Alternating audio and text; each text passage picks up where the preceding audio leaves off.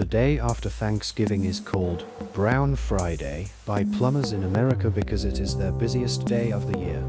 The wife of Anthony Perkins, the original Norman Bates, Berry Berenson, died as a result of being a passenger on one of the 9/11 planes.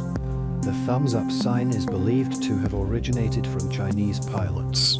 It was used to communicate with the ground crew before takeoff. In Toy Story 2, in the scene where Buzz gives a speech in front of the American flag, the flag was edited to be a globe for release in non-American countries. There's very little evidence the TSA has ever stopped a terrorist or found a real bomb.